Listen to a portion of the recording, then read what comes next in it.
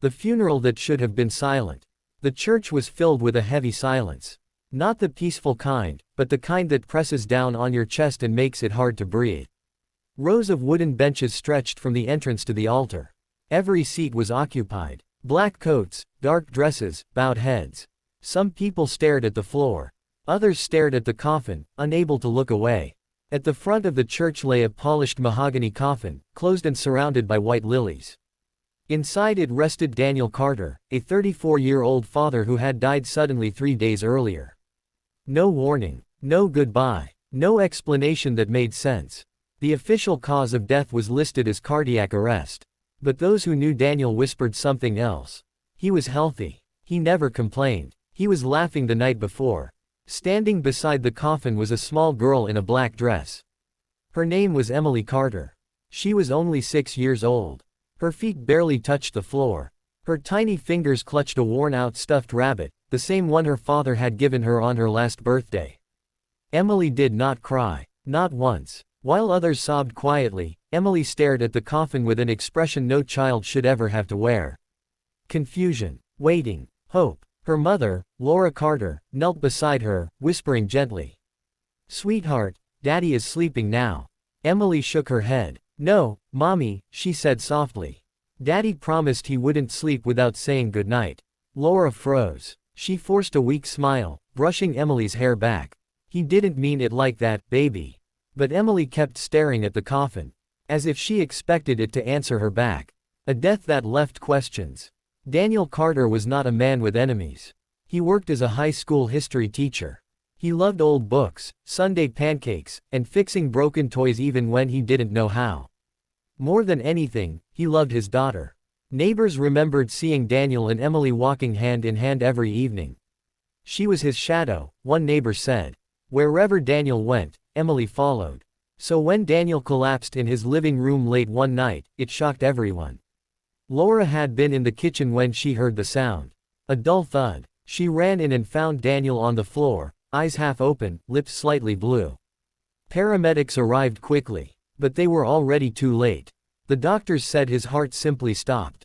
No disease. No warning signs. Just stopped. Laura accepted the explanation because she had no strength to fight it. But Emily didn't accept anything.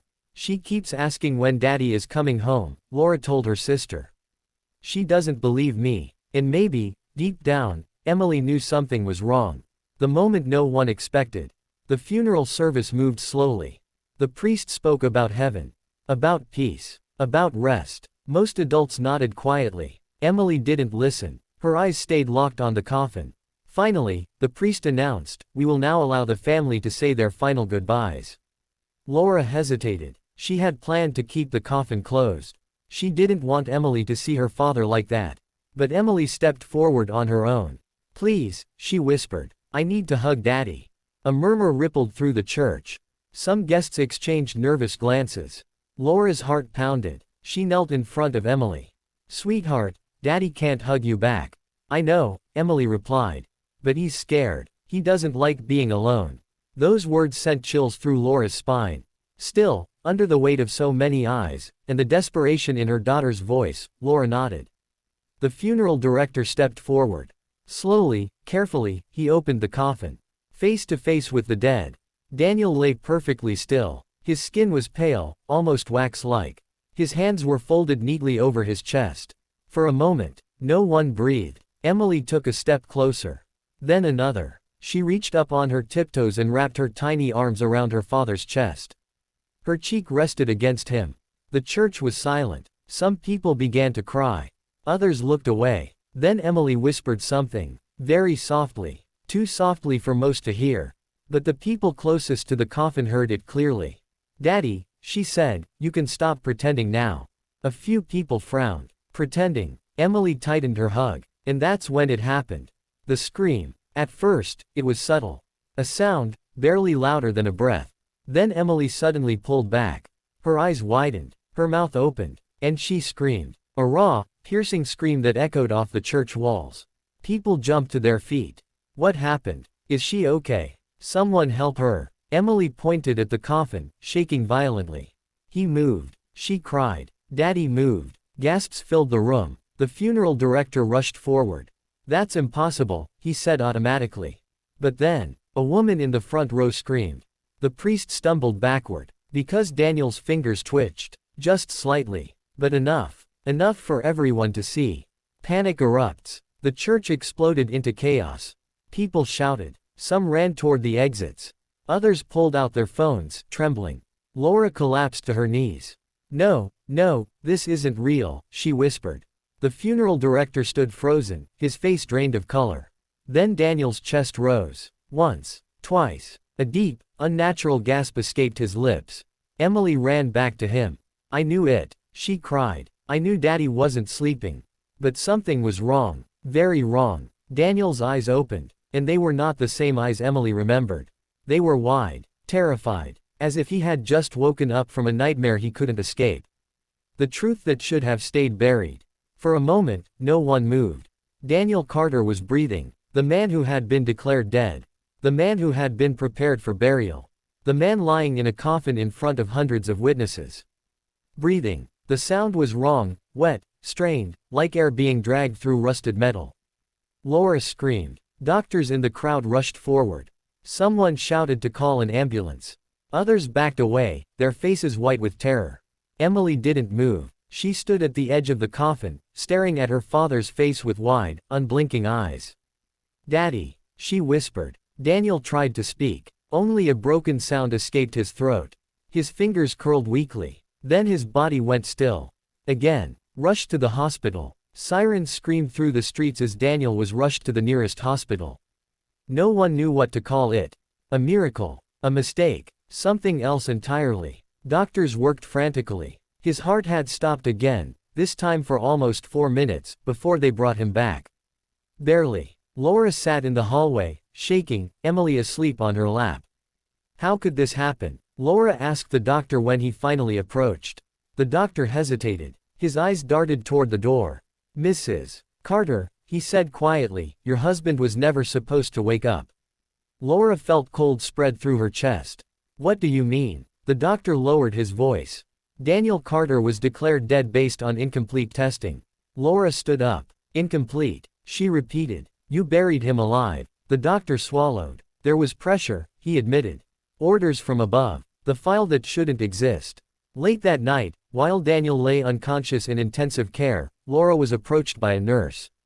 A young woman with trembling hands. Mrs. Carter, she whispered, I shouldn't be doing this. She slipped a folder into Laura's hands. Inside were medical reports Laura had never seen.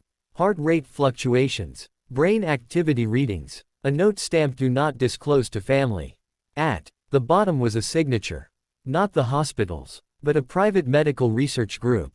Laura's breath caught. Her husband hadn't just died. He had been studied. What they did to Daniel. Daniel had volunteered months earlier for a paid medical trial. A simple study, they told him. Monitoring sleep patterns. Testing stress responses. Nothing dangerous. But the documents told a different story. Daniel had been injected with an experimental compound designed to slow cellular death. A drug meant to keep organs viable longer after cardiac arrest. It worked too well. Daniel's body shut down, appeared dead, but his brain never fully stopped. He was aware, trapped, unable to move, unable to scream, buried inside his own body. The nightmare he remembered. When Daniel finally woke up days later, his screams echoed through the hospital. He begged for the lights to stay on. He refused to close his eyes. They put me in the dark, he cried. I heard everything. Laura held him as he shook. I heard the lid close, Daniel whispered. I felt them carry me. His voice broke. I felt Emily hug me. Laura sobbed. Emily stood quietly by the bed. I told you to stop pretending, she said softly. Daniel stared at her. Tears streamed down his face. You saved me, he whispered. But Emily didn't smile. Instead, she frowned. No, Daddy, she said. You're not done yet. The thing that followed him back. After Daniel came home, strange things began to happen. Lights flickered when he entered a room. Clocks stopped at the exact time he had first died.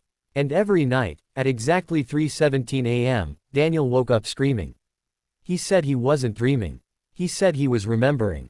They didn't let me go, he whispered one night. Something stayed with me. Laura tried to convince herself it was trauma. But Emily knew better. One morning, she refused to go near her father. "Daddy smells wrong," she said. Laura laughed nervously. But that night, Laura woke up to hear Daniel talking to someone who wasn't there. The final revelation. Months later, Daniel was found standing in the living room at dawn. Not moving. Not blinking. Emily stood at the doorway, clutching her rabbit. "He's going back," she whispered. Before Laura could react, Daniel collapsed. This time, there were no miracles. Doctors tried. Machines beeped. Then went silent. Daniel Carter was pronounced dead. For the second time. This time, Emily didn't cry. She walked up to the bed and placed her hand on his chest. "It's okay now," she said.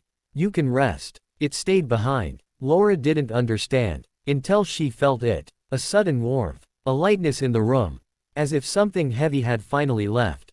Epilogue. The truth no one talks about. The research group shut down quietly.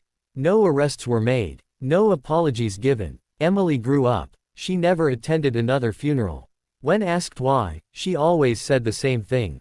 Some people aren't really gone when we say goodbye. And sometimes, they come back. Not because they should, but because someone loved them enough to pull them back from the dark.